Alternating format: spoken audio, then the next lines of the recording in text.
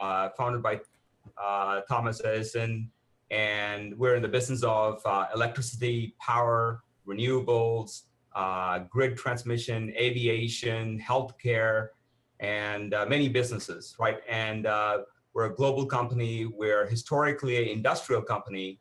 And in the last several years, we're making the transition to becoming a digital industrial company. And that's one of the reasons why I'm here. So when you say a digital industrial company, what does that mean? I mean, GE has been around, as you said, for so many years. It's such an old company, does so many things, and I think of light bulbs, I mean, all of this stuff. What does it mean to be a digital company, and what does GE Power do? So I'll use the power as an example. So if you think about power, right, electricity, more than a third of the world's electricity comes from GE machines.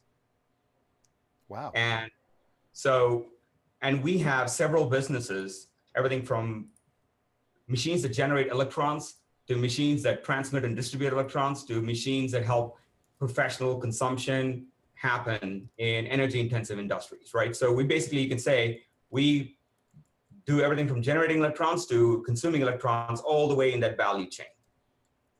Now we make machines and we make services around those machines for a long time. And now over the last we've been doing this almost for more than a decade. We've been doing software.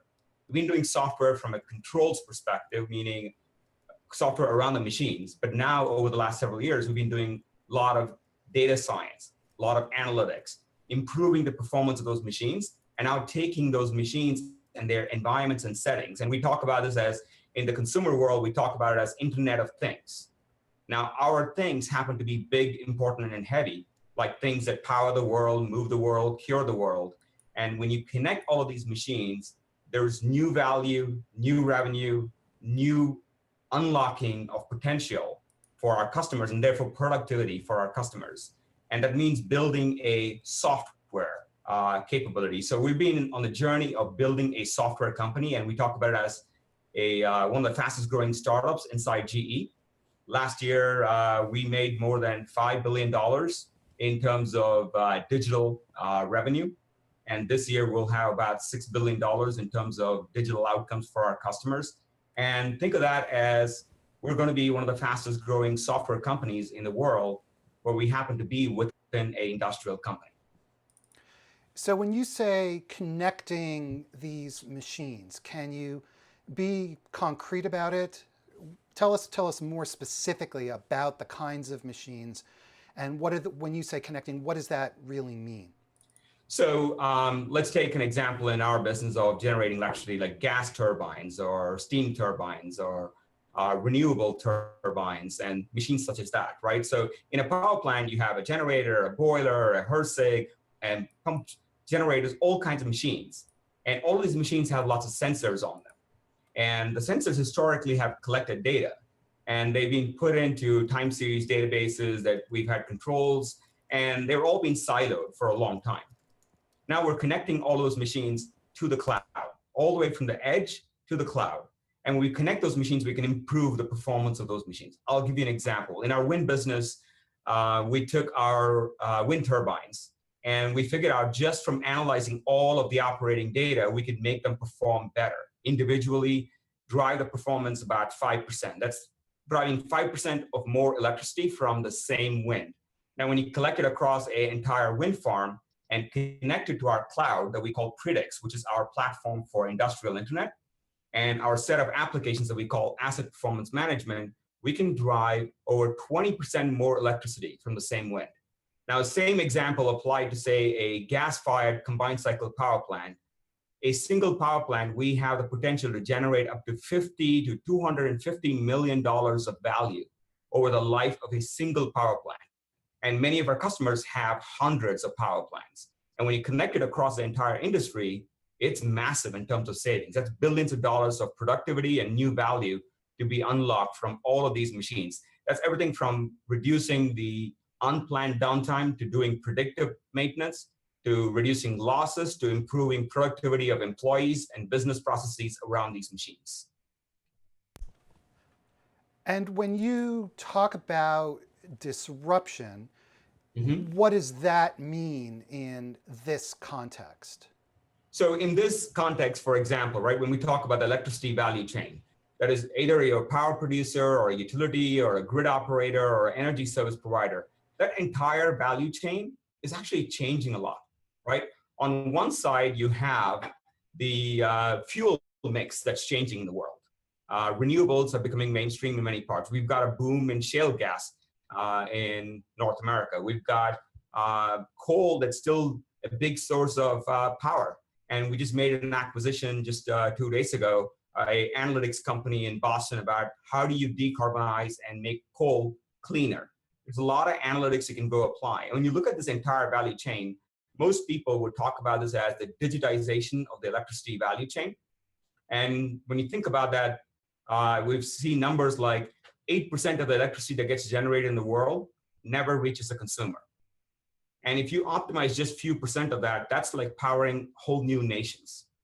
And 78% of failures can actually be predicted. And they add up to about 8% of another loss. So there's about 16% of loss that's happening in the electricity value chain that we can actually fix using digital technologies. In fact, the World Economic Forum did an analysis and said across the electricity value chain, just by applying digital, there's about $1.3 trillion of value to be created. And when I look at that, that means new business models are going to be born, right? For our customers, they're going to get disrupted because their core business models are under threat. And you see consumers of electricity becoming producers of electricity, rooftop solar, industrials putting on-site power generation, microgrids, decentralization, all of this is happening. And the utilities at the same time have to deal with decarbonization, right? And optimizing the fuel mix. So when they look at that, my goal is that I don't want my customers to be disrupted. I don't want our customers to be Ubered or Airbnb. And that's really the bigger opportunity for a company like GE is we can help our customers reinvent their business models and drive productivity and profitability. So your mission, in a sense, is to help your customers adapt to the environment, the competitive environment that they're facing. Is that correct? Absolutely. That's the right way to say it, because our customers are going through the same thing. Everybody is, if you take our customers across all the industries, they are becoming a digital business themselves. And when they become a digital business, that means they have to digitize everything from how they work, that they can partner with traditional IT companies. But how their products and services and their core operations work is something only a digital industrial company can help them with. And so we want to be our customer strategic partner in their own digital transformation and creating new business models for themselves. What are some of the challenges that you had to face as you were changing this part of General Electric? I mean, this is a very significant change coming from the traditional power generation space into this new modern world where Internet of Things, connected machines, and data science is crucial to what you're doing. So what are the components of change?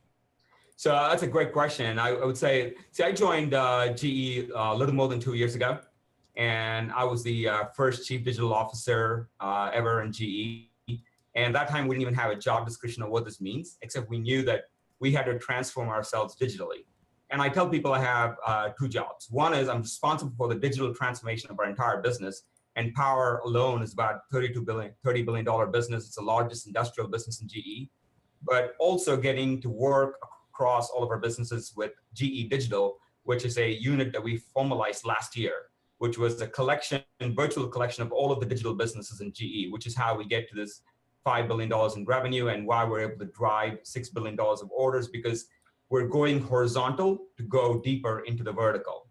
And I would say components of change, step one is, we have to, anybody who drives digital transformation, first is you have to acknowledge that you need believership right at the top. And that believership is, for us, comes right from our chairman. It's a healthy obsession of what we want to do for our customers in terms of productivity, and also a paranoia and optimism about the market. Because somebody else is going to do this and disrupt our customers. So we've got to help them, and we've got to do this for the industries that we're in. And the second is you got to acknowledge that this journey is different. Your traditional talent is not going to alone make that journey, right? And interesting thing we've heard other people talk about it is when you drive big transformations like this, your existing talent almost self-selects themselves. So we've got a lot of believers inside who self-selected themselves as they want to be the change agents to drive the digital transformation. And the third is knowing that the businesses that we're trying to create in digital are actually different businesses. The traditional GE businesses, as I mentioned, GE is a collection of a lot of big companies. And many of our existing CEOs run a company that's sort of big to bigger, right? The metrics associated with that are very different. It's about revenue delivery, it's about contribution margin, it's about taking cost out, it's improving productivity and delivering quarter after quarter and predictable growth. Whereas digital mirrors more like what we all come to experience in the SaaS world. But SaaS metrics alone don't cut it. You've got to acknowledge that you need new sets of metrics to drive that transformation. So it's adapting those metrics and understanding that digital businesses are about new to big. That means, and the second part of my job is actually running the digital solutions within Power as a CEO. So I am structured no different than a traditional CEO of a software company in a full responsibility of driving that business forward. That means we had to bring not just software talent, but we had to bring a lot of digital talent and industrial talent into this team. So it's a mix of both the traditional GE talent as well as people from Silicon Valley and enterprise software companies and consumer software companies to coming together to create this new business. So what are some of the practical steps that you took in order to facilitate this transition from a traditional industrial business to an industrial digital business, as a way to put it? Yeah. So I would say one of the first things I want to touch upon is you got to have the right environment and the climate for this change. I mentioned our chairman having the believership right at the top. And we also had lots of initiatives in the company that set up the right environment. So let me talk about that first, right? Which is we understood that the traditional manufacturing life cycle of multi-year product development, even in the hardware world, is extinct. We have to adapt to new, leaner methodologies. So we actually rolled out something called FastWorks. You can actually Google it, and we have lots of FastWorks champions across the company. Basically, it's the movement from the lean startup movement that we all know from Eric Ries, right? We brought Eric Ries in, and we created this FastWorks and drove that across the entire company. Now it's being used across all of the hardware businesses. So it's almost like the hardware businesses and services businesses now know that we can adapt methodologies and practices from the software world. And the second is making a shift in how we, and for our old company, we changed a lot of things in the last few years. We changed how we talk about our GE values to a new set of things that we call GE beliefs. Because we are moving from a controls-based company to a risk-based company. So that means driving new beliefs within our employee. It's a culture change for employees. And even compensation. We moved from a really old bonus system that's been around for decades at GE to a new compensation model that mirrors more software companies and Silicon Valley companies. We also got rid of our performance management system, annual performance management system, to a more continuous performance development system. So a lot of those things are the environmental setting for the change. But when it comes to specifics of how we drove this change is even bringing people like me. And in the first 6 quarters that I was in, we established what a digital business in GE is. Now we have chief digital officers across all of the different industries that GE is in, because we've ratified the model. We know, and we created this GE Digital as a overall company to drive the horizontal, drive the platform. So we change everything from how we sell to go to market, right? How we position the products. And also I'll talk a little bit about how we are innovating on business models. That's a very interesting point. Tell us about what you're doing with business models, but as you do, can you weave in the type of culture change that is required, and how did you manage through that culture change? And can you describe sort of where you are in the life cycle or the maturity of all of Yeah, this change? sure. So I'll take sales, and I'll probably touch a little bit about product as well. Is See, historically, we've sold hardware. We've had a great sales force that sells some of the biggest, most important hardware, and they sell services around this hardware. And the services transition, and many people inside GE who've been here for a long time tell me that this transition is very similar to a transition the company went through about 15 years ago, from being a hardware company to being a hardware and a services company, meaning selling warranties, contracts, and outcomes around the machines that we sell. And that really was the key common thread, which was outcomes. We looked at what did we promise our customers? We promised customers not just the machines, but we promised our customers outcomes from those machines. Heat rate, efficiency, output, productivity, fuel reduction, emissions. Now, what if we take those same outcomes and expand it beyond the machines that we provide them to the entire environment versus just our turbine? Can we do that across the entire power plant? Can we do that across all their environment? Can we do that across their entire enterprise? Now, that is a transition to solution selling, where you're selling the outcomes. So we bought an external leader, Kate Johnson, who's our chief commercial officer for digital, who came from Oracle and the software world. And she led a sweeping change across the company and educating people about how you do outcome selling, how you do solution selling. So we had thousands of our salespeople trained on solution selling. That doesn't mean they can go sell a digital deal and close a software deal. They are become great door openers. And I just spent the first quarter of this year going across all the world, training about 2,000 salespeople across all of the power industry to be dangerous enough to talk one page of all of the software portfolio that we have. That means they open doors. And anytime they are in a conversation, they're opening doors, and they have goals and objectives that are aligned with my sales force. And my sales force is a overlay to them, and they go and shape deals. And what we've learned in that process over the last year and a half is customers resonate with those outcomes. And also customers resonate with how we are structuring the deals, where we share in the value of those outcomes. We promise an outcome. We promise a value, an economic value, whether it's value associated with increased power output or reduced fuel consumption. All of those adds up to millions of dollars in our environment. And we said, we can share that value with you. And we're almost seeing this evolve from not just selling software as a service, but because we know the deep physics of the machines and we know the operations of our customers, we're calling this outcomes as a service. So we can sell that's a new business model for us, where we're combining software, hardware, and our expertise in operations and services to doing these outcomes as a service. That's very interesting.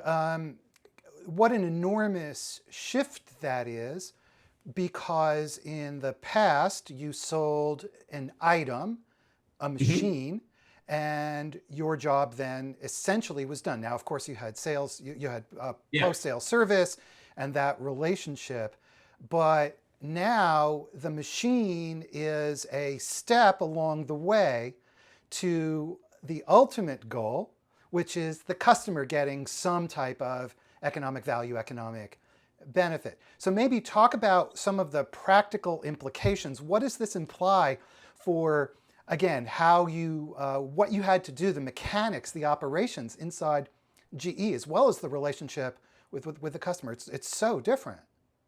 It is very different. And this actually has opened our addressable market, right? And I can tell you, just in our business, so we've had, last year we did an acquisition called Alstom. It's the largest acquisition in GE history. Combined with Alstom is how more than a third of the world's electricity comes from our machines. And Alstom also has given us footprint into other categories of power generation and a larger install base. So if I look at it, step one was, when we were doing our, earlier on, our hardware business was about our hardware, and our services business was services around our hardware. With Alstom coming in, we have now opened our addressable market to be about all the hardware. So even the services business has expanded its addressable market because of this new kind of a vision, because our customers are asking us about outcomes at the enterprise level. And to truly deliver those outcomes at the enterprise level, you have to be agnostic from the machines. Yes, we make the best machines in the world, and they are the most connected, and they are the most smart machines, or the intelligent machines that connect or improve with analytics and continually learn from our cloud. But it's also about delivering outcomes across the entire landscape. So to me, from a digital business, I'm somewhat agnostic of the machines that our customers have, because we have machines across our competitors connecting to our cloud, because our customers want outcomes that are delivered across the entire enterprise. Everybody, you're listening to Ganesh Bell, who is the Chief Digital Officer of GE Power. And we have a tweet chat going on right now on Twitter with the hashtag CXOTalk. Ganesh, we have a question from Arsalan Khan, who's wondering about the Chief Digital Officer role. So does it matter? Where does the Chief Digital Officer role report to? And does this matter? Why is that important? Where it reports to? And tell us more about that CDO role. Yeah, so we've seen the evolution of this. Originally, you've seen this like in media companies with chief digital officers, because people came up through marketing. That was the first thing people automated or digitized, if you will. And I think CDOs in media companies are very different than CDOs in non-media companies or software companies. So I can think of it something very simple, which is we all come to work to create products and services that we market, sell, and engage with our customers. How we work has to become digital. Our products and services have to become digital. How we market, sell, and engage with our customers have to become digital. And when you look at that, for most businesses, that means way beyond digital marketing. So if you're a CDO and you're doing digital marketing, that is not digital transformation. You have to look at the entire business model. Ultimately, it's about reinventing your business model and looking at data as a strategic asset and looking at all of the assets that you have. We are in asset-centric industries in GE. So just to give you an idea, I report to the CEO of GE Power, and my peers are all CEOs of the various hardware and services businesses. So we have 6 lines of businesses. Like I mentioned, the 5 CEOs who run everything from gas power systems to power services to nuclear, and I run digital as a business and a CEO of the digital business. So I do think it matters, because it is about what you're trying to do. If the chief digital officer reports to the CMO, then it's really about digital marketing. That's really not digital transformation of a whole business. It's digital transformation of marketing. You need that. That's important. That's the first step in your experience. But if you're thinking about reimagining, transforming your business, you need believership at the top. And I believe this reports to the CEO. And in some companies, we've seen CDOs go on to become CEOs, just like I'm the CEO of the digital business. Now, what about your relationship to the CIO? This is clearly you're in a business role, but this involves technology. And at GE Power, your CIO is the great Clay Johnson, who used to be at Boeing. So what's the connection then, or the interrelationship between CIO and CDO? And if you want to talk in CMO as well, that's fine too. Yeah, so I'll say, Clay and I work very closely together. In fact, at GE, when we set up GE Digital is a collection of all of the IT and the software businesses, because we acknowledge that we have to, in fact, our digital journey started with doing it first for ourselves, right? We started collecting data, analyzing data, operational data to build better machines, and we understood we can deliver outcomes on top of that. That really started as an IT journey, right? And doing it for ourselves gave us deep domain knowledge, deep insight into what we have to build as products for our customers. Then we did the same thing for the entire industries that we're in. So with Clay, my partnership is very simple. I talked about how we work has to become digital. That's Clay's responsibility. I work with Clay in the strategy, but Clay owns and executes on how our entire work environment, how we do manufacturing becomes digital. So he calls it the digital thread of how we work. Everything from manufacturing to sourcing to all of our IT systems to a modern collaborative mobile workforce that we have is Clay's responsibility. When it comes to digital solutions, I own that and I'm the CEO of it. Clay provides me the infrastructure for those environments. So our DevOps environment sits on our environment in our cloud.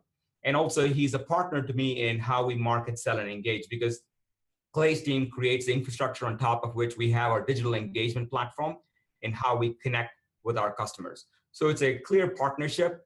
And the easiest way to think about it is digitizing internally, digitizing how we work is Clay's responsibility, digitizing our customers and our products and solutions is my responsibility. And where do these things overlap?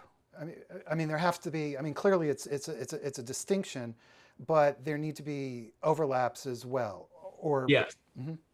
So the overlap starts with, for example, we have something called monitoring and diagnostic centers, right? We connect, and they've been operational for more than a decade, where machines from all over the world connect to us, and we provide this monitoring and diagnostic capabilities for all of our machines to our customers.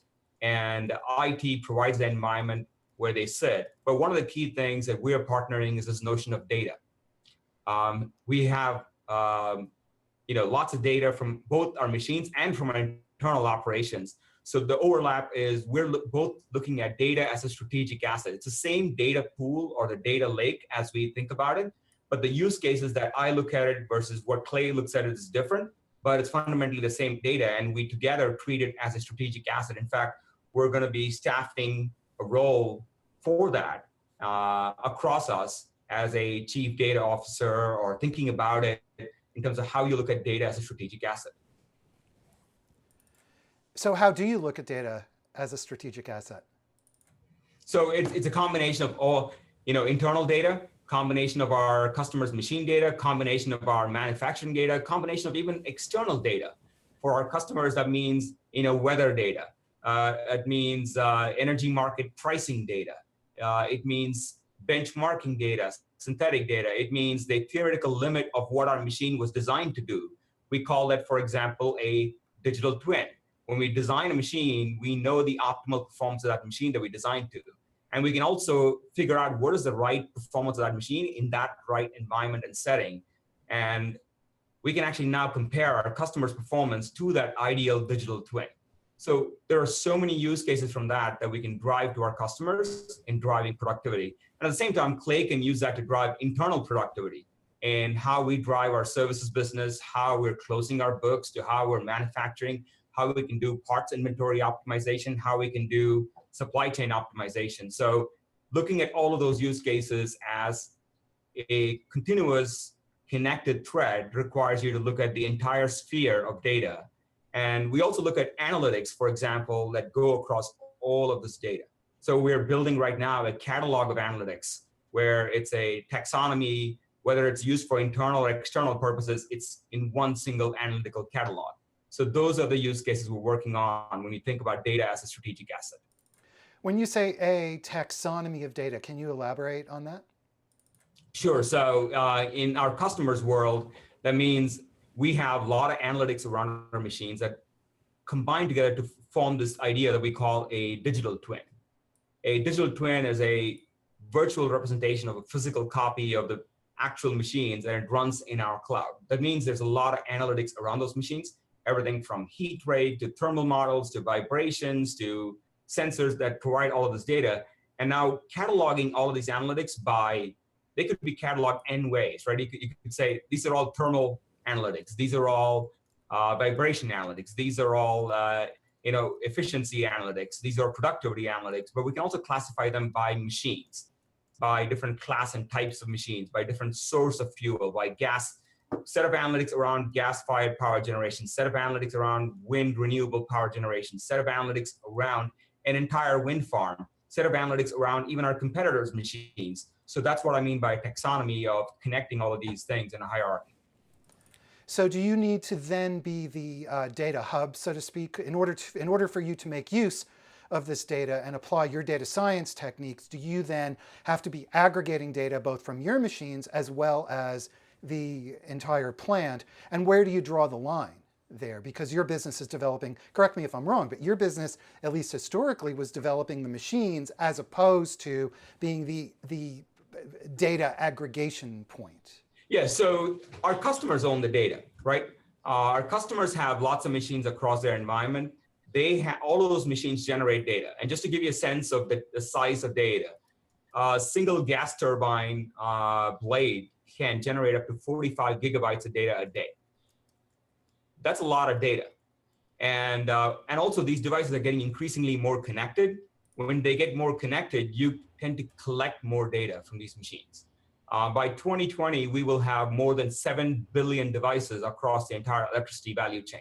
I'm not counting bulbs and switches and end user devices, just the electricity value chain of things that generate electrons to things that help you consume an electron at an endpoint. Now, all of these data belongs to, in a power plant, the data is our customers' data, but they've been in silos for a long time. Every machine had its own data store. None of them were connected. So we're now allowing our customers to collect all of this data into our cloud and get insight from them. So our customers own the data. So the line we draw is very simple. Our customers own the data. They give us right and access to the data for provide services and value. So we can apply the analytics, apply the machine learning, and actually give them advisory services on how best to operate these machines and what are they leaving on the table in terms of value. Can you give us a sense of how you go about structuring the relationship with the customer in terms of how that value is expressed? So in other words, in the past, again, you sold a machine, you got paid for the machine, and now you are sharing in the outcome, so which is pretty abstract. So can you make this more concrete for us? Sure, absolutely. So our customers, like you said, a machine is a CapEx purchase, and they buy these machines over a long time. And there's lots of, these are big, complex deals, and there's financing involved, and we help our customers in lots of creative ways. And then there are services that we provide in our business, and the services are like a subscription, if you will. So they're already used to engaging with us in what we call multi-year agreements around warranty and maintenance and parts around these machines. And in some ways, they budget for that ahead of time, but it's still a multi-year agreement. It's more like a subscription. And with the introduction of software, and they have been buying software from us, and now they're also buying subscription to our applications. So those are straightforward type of deals. But when you talk about these kind of outcomes as a service, we actually create that as a subscription again, where we know the economic value we can generate for our customers. We work with them in the value creation and the solutions architecture and put a proposal together on here is the total economic value of our offering. And here you can buy the software as a service and subscribe to it. You can buy our platform as a service, extend and customize and configure it, or you can buy a package that we call the outcomes as a service, in which case it's still a subscription fee. It's no different than buying a software subscription. So, but it's a value that we deliver. And we have negotiations where we know that we can deliver the value and there's true ups and not. So where is your core competency now? Because of course, historically, your core was building these big pieces of hardware, these big machines. And now it's all about data aggregation and all of these things that you've just been discussing. So what are you? So, and it's a great question. And say, I still think we are GE is a company of inventors, makers, scientists, designers, and people who take a lot of pride in creating some of the most complex. These machines are work of art. And if you're in the office, I'll show you that I have a turbine blade, last stage bucket from our turbine blade. It's a beautiful piece of art in the machine, and people that take deep pride in creating these machines. And that's the heart of our business. But in addition, we've also become data obsessed. We're also a software company. Like I said, we're going to be having we're going to be generating about $6 billion in digital and software revenue this year. And by 2020, we've stated our ambition to be a $15 billion software company. That makes us one of the top 10 software companies in the world. So our core competency is everything from machines, all the sensors in the machine. So I kind of describe it as from machines to sensors to cloud. That's our core competency. And we will see a new breed of talent emerge where we think the future material science engineer is also a data scientist, right? The future thermal model engineer is also a data scientist. And the future hardware designer is also thinking about the software experience that that hardware has to provide. So we are in that early stage of creating this discipline of, that's why we call ourselves the digital industrial. It's not just a software company. We're not just an industrial company. We're creating a new breed of core competency that is at the intersection of physical and digital. And I think that's where our differentiation is, and that's where we're going to win. And it's going to be an interesting journey into that. We have about 10 minutes or a little bit less left. What advice do you have for other people in business who are facing this type of changing environment? So what lessons have you learned along the way as GE has changed so dramatically over the last number of years? So the first thing I'll say is a journey like a digital transformation of a company needs to start at the top. And if you're getting started, make sure your CEO, your chairman, they're a believer in this journey. And that believership only happens by a healthy obsession of the market and the customers and what you can do for them. And also a bit of paranoia about what the world will be, because every industry, every business is getting reimagined with software. And you can extrapolate every one of those things in the industries that we're in. And some of the industries that we're in, like power, for example, is a digitally immature industry, meaning historically has been underinvested or unserved with IT. ERPs and CRM software is not going to make a utility run better. You need the new generation of operational intelligence. You got to have a belief around that right from the outset. So create believers, focus first on creating believership is step one. Second, acknowledge that it requires new talent, which is very different. But it's also not about just new talent going and attacking the industry. You've got to bring in your existing people and put them together in that journey. And third, it is hard. Change is always hard. And I say, be prepared to actually coach your people through that change. And I say almost every Friday, I give somebody a pep talk on why we need to do this. And the easiest way you can do that is look at the market. There's market truths. And our market opportunity is huge. Like I said, our purpose is very simple in our company, which is, it's about, or GE Power there's 1.3 billion people in the world that don't have access to power.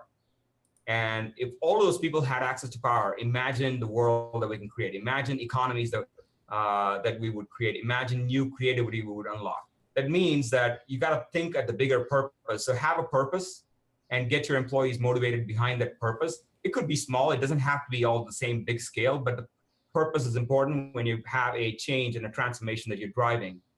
And more importantly, look at the positives in the market. Most of the challenges that people have in change and transformation is internal, not external.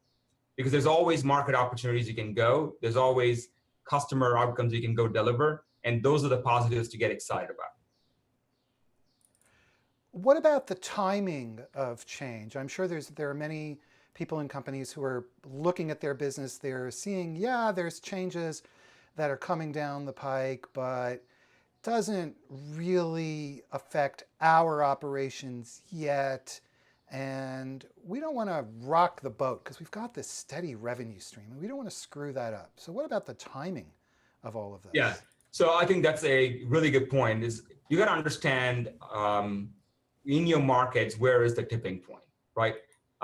In our industry, we believe it's the right time. And there's a confluence of factors in the industry. So you've got to understand the maturity model of the various industries that you're in. and understand from customers. And interestingly, you find that the leaders in the industry are the first to move. For us, it's not been the small companies or we've had a lot of wins with small and medium companies, but we started small with simple projects of simple products, and that grew into bigger offerings with our customers. But understand that timing in a market sometimes means going with the leaders first because they're looking for the next step up in productivity or next competitive advantage. So find those first few customers and test. And that will give you the sense of what is the maturity model, how fast do you have to go with your customers. So you're saying the way to begin is you start with the customer. You don't make assumptions about the customer. Well, you have to make some assumptions, right? Yeah, you have to. And so there is, your customers are also going through this journey. So you have an obligation to actually show them what is possible, the art of the possible, right? So, for example, we have a big design center here in San Ramon. It's all about design thinking. So we actually bring customers in, and we start with what are the problems they're trying to solve in a setting that's beyond just our machine. So take a power plant. What are the problems you're trying to solve? Come over to our design center and let's work together. And the goal of that session is that we want to solve the customer problem. It may just well be that we won't sell them anything new. We just solve their problem, but it's still worthwhile to go through it because you will discover other opportunities and new questions to ask your customers, and that will give you insights about creating a product. So it's important to innovate from customer and market in, but not necessarily exactly do what the customers are asking for, because you also have the responsibility to show the customers what is possible. And that happens in most of the sessions that we have with our customers. And when you apply design thinking and agile and fastworks and lean methodology, you tend to come up with small, iterative, minimum viable products. And those minimum viable products turn into bigger offerings and value for the customers. We have really just a couple of minutes, but I think this is an important point. Recently, I spoke with a salesperson, an enterprise salesperson who works for a large established company, and he mirrored something you just said, which is sometimes you have to go to the customer and talk with them, and you're not even trying to sell them anything. And this was bizarre to him. This was very strange to him. So just elaborate a little bit on why this takes place. Why do you have to do that? Yeah, so I would use an example. Like if our hardware and services people, for example, who have great relationships with our customers, have only talked to the head of power generation or the COO or the chief nuclear officer, they would primarily only believe that we can only sell something to the customer when it has higher heat rate, higher efficiency, or more energy production or fuel savings. Whereas when you talk to the CIO, when you talk to a step back and take a look at the entire customer's operations, they talk about, I want no unplanned downtime. Not just across your machines, but no unplanned downtime across my entire operations. I want lower operating costs, not just for your machines, but lower operating costs across the entire power plant. Or I want productivity gains. That means when I connect my people to the machines and the business processes, I want to see productivity improve, but not just across your machines, the entire enterprise. Those conversations you will not unlock if you're just doing the traditional sales calls, because you are trained to sell a widget, and that's what you're out there selling every day. And the shift that I talked about when we went to solution selling was trying to understand what are the biggest pain problems or pain points of the customers. And we said, what are the pain points across the entire enterprise? And those led to the conversations of, okay, we could actually help them understand this and solve this. And sometimes we may not sell a solution for that, but it'll unlock new opportunities and outcomes for us to go after. So the default is solving customer problems. That's the bottom line. It is. It is starting with customer outcomes. Great. Okay, well, this has been a very fast 45 minutes. We have been speaking with Ganesh Bell, who is the Chief Digital Officer of GE Power. Ganesh, again, thank you so much for joining us. We really appreciate it. Thanks, Michael. Thanks for having me on the show. And everybody, look at the CXOTalk website.